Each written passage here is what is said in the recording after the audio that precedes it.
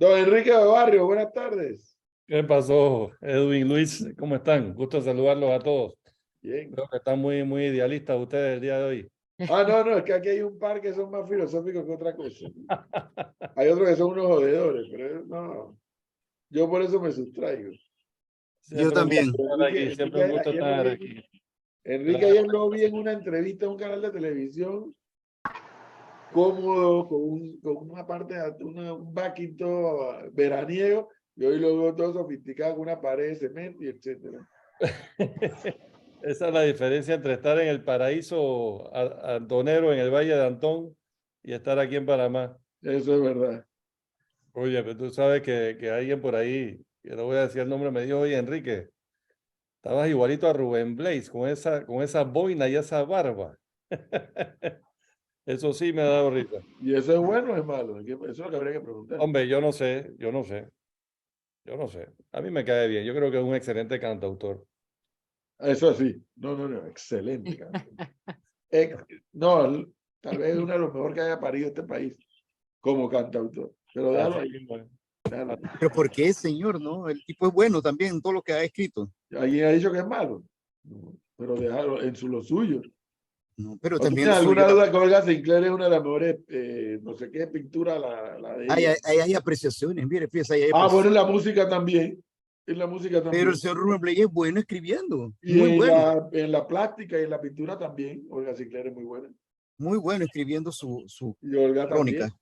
Oigan, el señor Enrique de Barrio, expresidente de APEDE y actual presidente de la Red Latinoamericana y del Caribe para la Democracia, está aquí con nosotros porque ayer se publicó el índice de percepción de la corrupción a nivel mundial, pero esta vez en el caso de Panamá.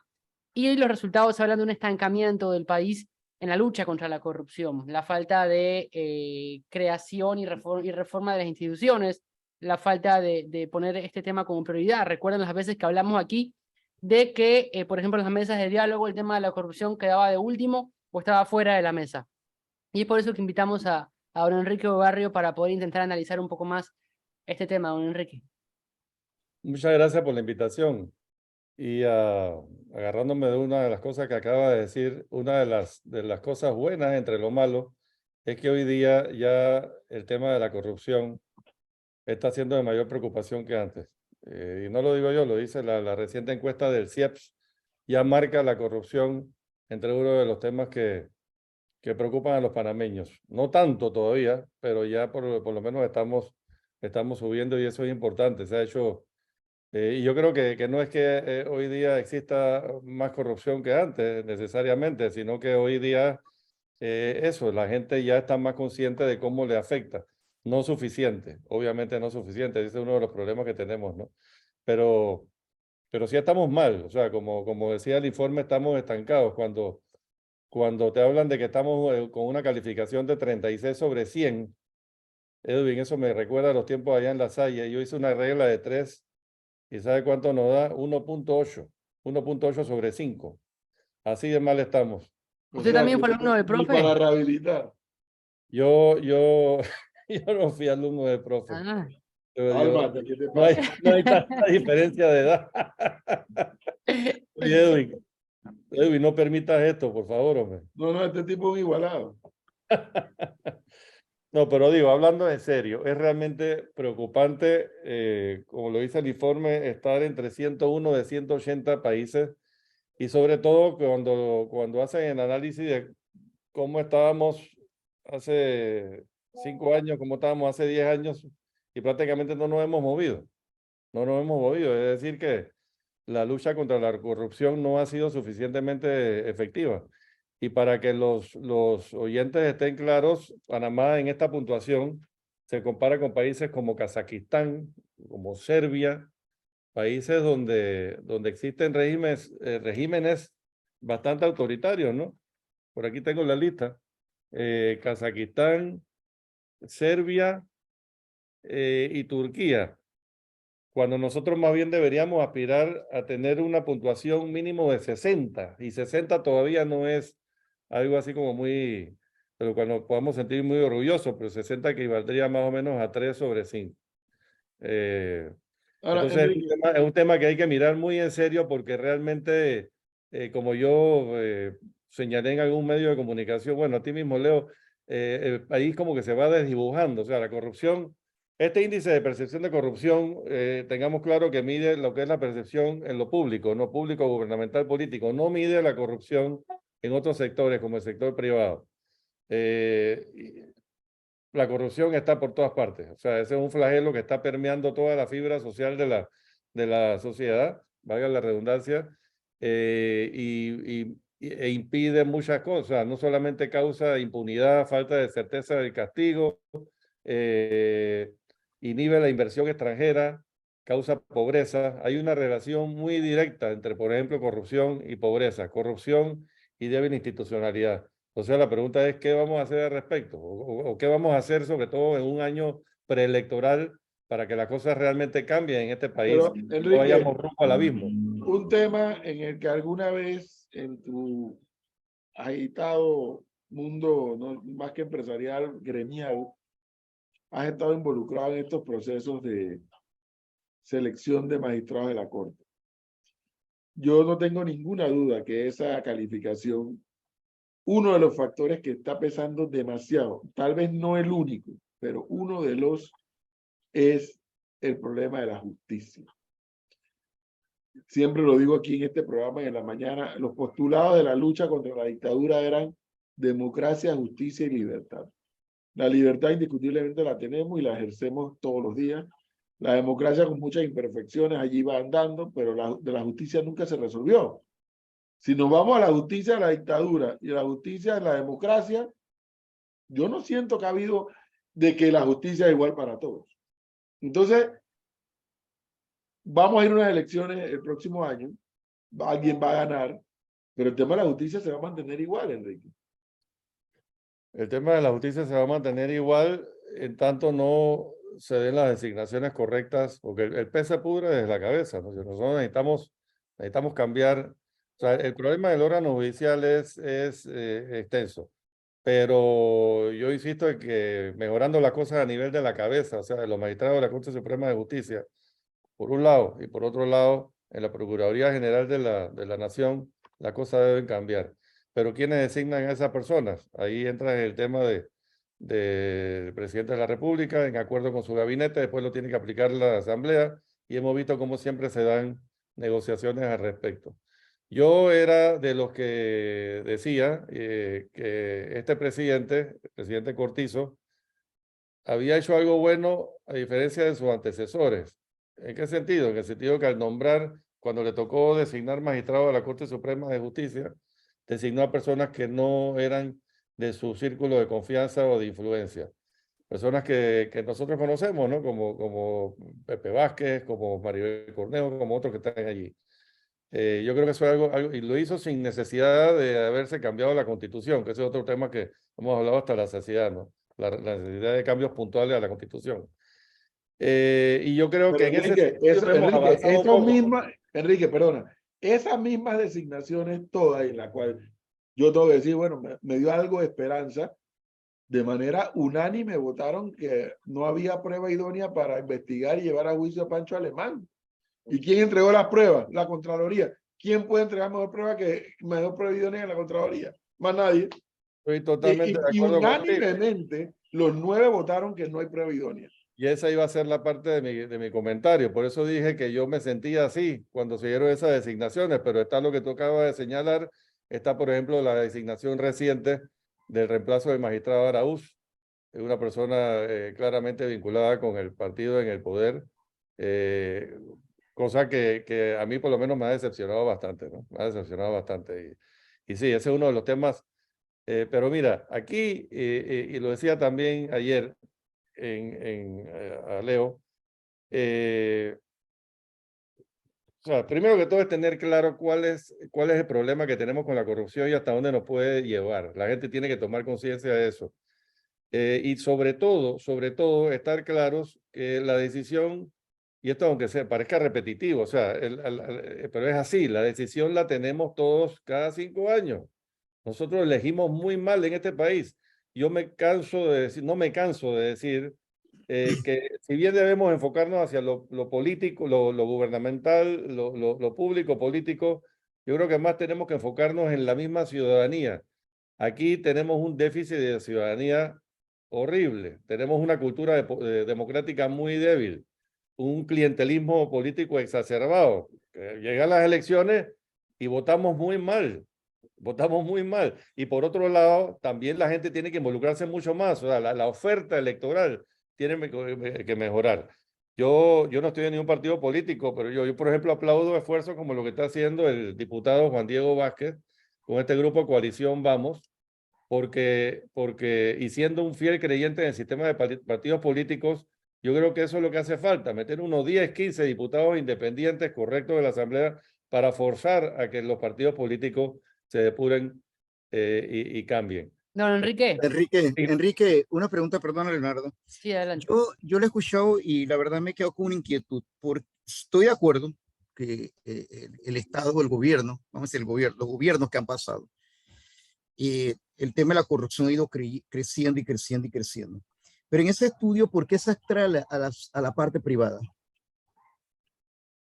Bueno, lo explicó Olga Dovaldía el día de ayer. Ellos solamente miden lo público. La calificación al final es el resultado de una serie de índices de distintas instituciones que miden distintas cuestiones, pero solamente enfocado en lo público. Yo casualmente hice ese comentario ayer de que es importante medir no solamente la parte privada y cómo permea la corrupción en otros sectores, sino también la parte de la misma ciudadanía. Yo decía que para bailar tango se necesitan, y estoy seguro que tú estás pensando dos, ¿verdad? Para Claro. bailar tango se necesitan tres. Tres. Uno No, pero es es que el corruptor, el corrupto, y el tercero, el que toca el bandoneón. Somos todos que ante un flagrante acto de corrupción o hacemos algo al respecto o miramos para otro lado, no nos hacemos de Pero la es que vista. yo se lo menciono y perdone que le interrumpa, porque cuando vimos las audiencias preliminares del caso de Brecht, ahí no estaban solamente gente que había ejercido puestos del gobierno. Es más, los bancos pasaron agachados y todavía estoy esperando que la juez o alguien dijera algo sobre los bancos que estuvieron involucrados. Pero ahí hubo mucha gente, el sector privado involucrado, que se mencionaron, algunos lo llamaron, otros no lo llamaron. Entonces, al final del camino, hacemos como que estuvieran los corruptos en la tierra y el resto de la gente en Júpiter, pero al final somos todos de la misma olla. Y es lo que a mí me parece que permanentemente se trata. Ojo, yo estoy claro que la plata que está en el Estado es la nuestra, pero definitivamente el tema de la corrupción es permeable hacia abajo y hacia el lado y hacia el izquierdo. Totalmente. Y el combate contra la corrupción tiene que ser integral, no solamente, por eso lo decía hace un rato, no solamente hacia lo público, político, gubernamental, sino en todos los sectores. Y esto es un tema por el cual tenemos décadas de estar luchando y el problema no es exclusivo de Panamá. Si ustedes se ponen a ver, la democracia como sistema está, digamos, en recesión a nivel mundial. Y una de las causas principales de eso es el problema de la corrupción. No es fácil, no es fácil. Yo digo, por supuesto que es fácil decir, hombre, lo que se requiere es educación, educación, educación. Pero entonces uno piensa, hombre, esto va a tomar demasiado tiempo.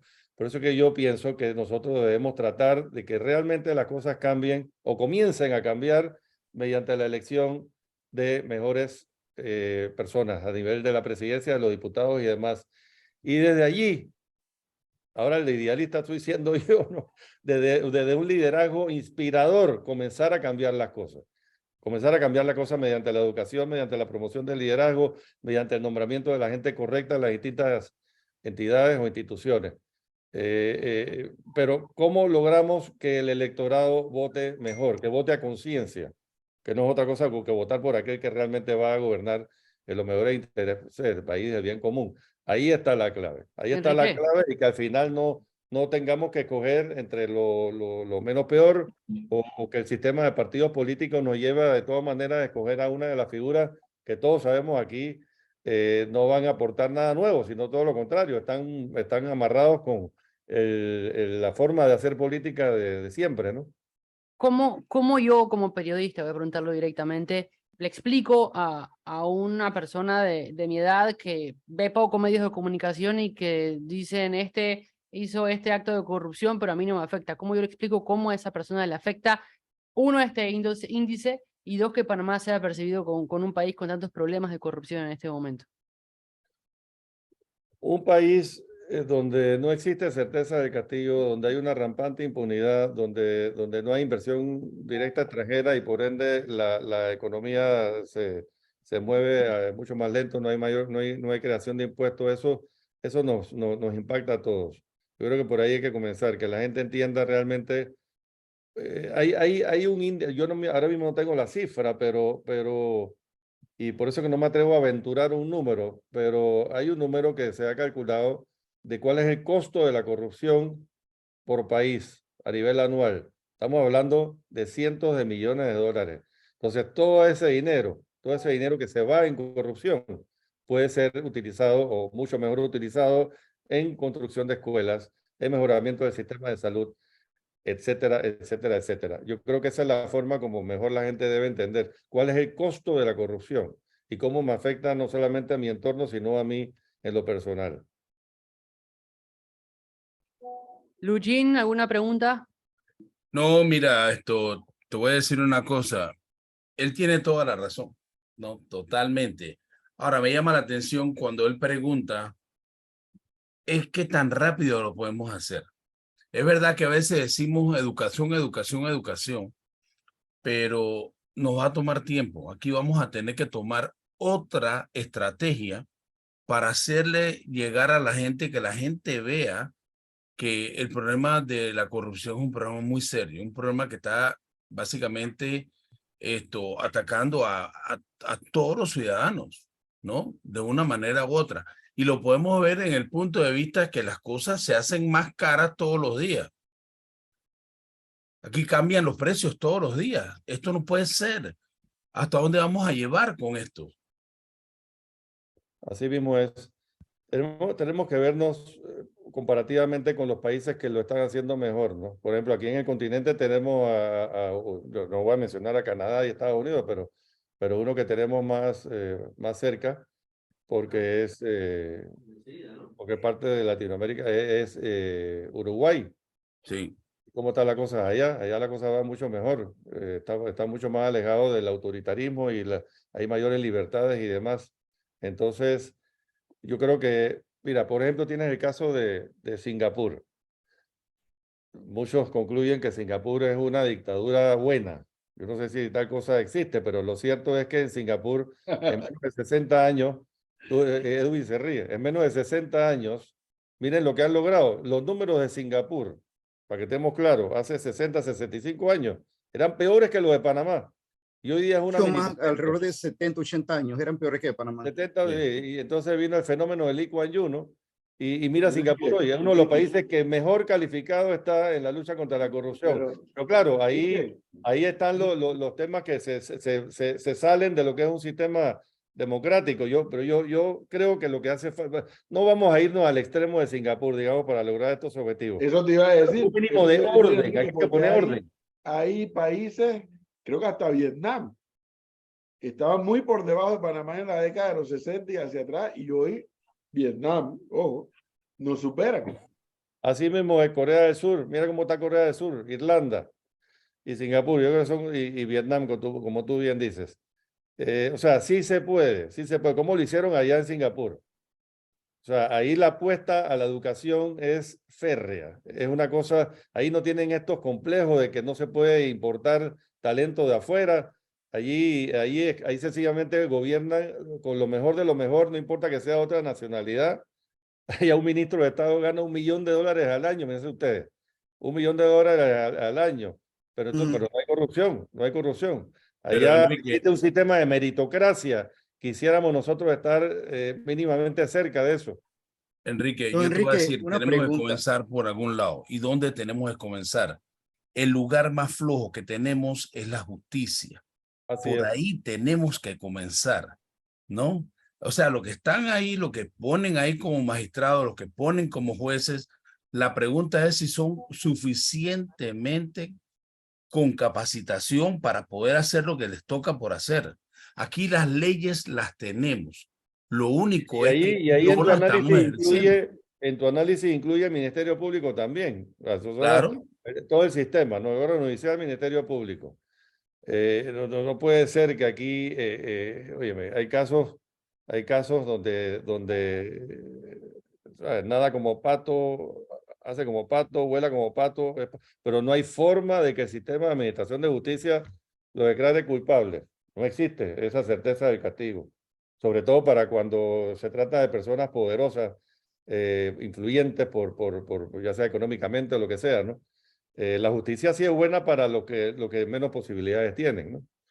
Eso es lo triste. Yo estoy Oye, de acuerdo Enrique, contigo. una Pero te pregunta, una disculpa, pregunta, perdón, Jorge. ¿no sería Termina, que Luchín, termina. Antes que se me vaya la idea, ¿no? Verdaderamente, digo, tú tienes los policías que agarran a estos maleantes y dicen que a veces ni siquiera los quieren llevar porque a la media hora están libres. Entonces, las leyes están ahí para castigarlos, ya sea meterlos 3 meses, meterlos 6 meses, meterlos 1 año, 3 meses, 5 años, pero ni siquiera eso se está haciendo, ¿no? Entonces tenemos que reconsiderar qué vamos a hacer, hasta dónde vamos a llegar con esto. ¿Ven? La ley del digo, ¿cómo te digo? La certeza del castigo tenemos que ponerla en marcha. No la estamos haciendo. Es correcto, totalmente de acuerdo. Jorge, tú estabas comentando algo. sí, no, yo mi pregunta es que siempre, y yo soy un creyente que la educación en Panamá está en crisis y que hay que mejorarla. Sin embargo, cuando siempre hablamos de corrupción lo vinculamos con educación. Y vuelvo y le repito, el juicio de Brecht demostró que la mayoría de los que estaban llamados a juicio son gente con educación hasta fuera del país.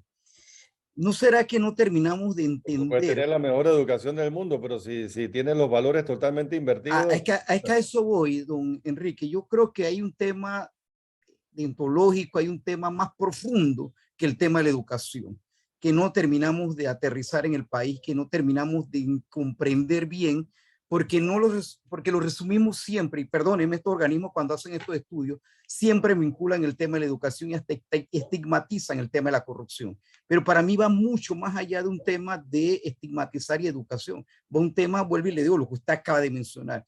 Y tal vez, vuelvo y le pregunto, porque se lo preguntaba a una chica el otro día, tal vez es como el tema de la droga, en un tiempo en que le decían a la gente no tomes droga y el mensaje no calaba. Aquí en el tema de la corrupción tampoco cala. ¿Qué es lo que hay detrás de todo esto? ¿Qué es lo que hay que hacer para que la gente comprenda el tema de la corrupción y lo haga propio? Usted lo dijo muy bien hace un rato, pero yo lo que quisiera es que pudiéramos entender mejor, más allá de estigmatizar y ubicar que sí, que la gente no tiene educación. No, no, es un tema mucho más profundo que el tema de la educación y la formación. Es un tema de valores, es un tema de valores. Y una de las preguntas clásicas, por ejemplo, nosotros hemos estado muy involucrados en todo este tema de la ética empresarial y todo lo demás. Y una de las preguntas clásicas ante un posible acto de corrupción es ¿cómo te sentirías tú si tu nombre sale en la primera plana del diario del día siguiente? Entonces, eso como que te pega, ¿no? Pero hombre, y te inhibe un poco. Pero es que hasta eso lo hemos estado perdiendo. La gente ya ha perdido Claro. vergüenza. La gente está, o sea, y eso es muy triste. Por eso yo decía en la nota que escribió Leo que nos estamos desdibujando como país y eso es grave. Eso es Sí, realmente grave. Digo, sí, educación, pero educación, o sea, sobre todo aquí, educación en valores, educación en valores. Y eso no es algo que se consigue de la noche a la mañana. Por eso decía, en primer lugar, tenemos que aprovechar la oportunidad que tenemos ahora, tan cerquita, el mayo del 2024, para elegir mejor, porque yo creo que esto requiere de el liderazgo correcto en las posiciones donde se toman las decisiones. Un liderazgo, como decía hace un rato, que realmente inspire a la gente y la gente va a ir cambiando. Y esto es una cosa que es como hábitos, ¿no? Hábitos, buenos hábitos que por su repetición se convierten en un actuar virtuoso. Eso es posible. Otros países lo han logrado. Y cuando comienzan a ver los resultados de ese cambio, que reitero, no es a nivel tanto político gubernamental, ese cambio en la sociedad, entonces por ahí nos vamos y vamos a tener los resultados que han tenido países como lo que aquí se ha mencionado en menos tiempo.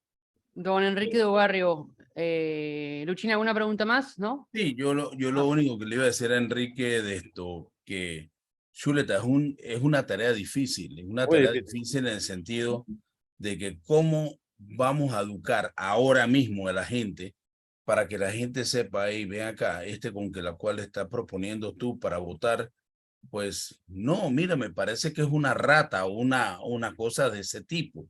Entonces hay que comenzar a hacer como cápsulas, hay que hacer como una serie de cuñas intermedias y yo sé que atacando a estas personas que están corriendo no es lo mejor, pero tenemos que salir y que se den cuenta que no es lo mejor para el país votar por este tipo de personas que no nos van a llevar a cosas buenas. Tenemos que volver y regresar a lo que éramos antes en Panamá. ¿Ok? Tenemos que, como te digo, combatir la decencia, tenemos que tener la decencia. Eso es importante para poder echar hacia adelante en el país. Mira, a mí me dio, no te puedo decir, Jorge Luis, de repente me podrás ayudar ahí. Yo tuve, como le dicen los gringos, mixed feelings con la carta que mandó el Estado, y yo decía, pero ¿esto cómo es posible? Están designando a este señor como uno de los mayores corruptos de toda Latinoamérica aquí, y vienen más. ¿No? O sea, nosotros nunca habíamos oído algo como esto que ha caído en un país como este. ¿Ve? Pero bueno, O sea, en el país de antes, como tú decías, o el país que queremos volver a hacer, eso ya sería suficiente motivo para estar todos indignados, ¿no?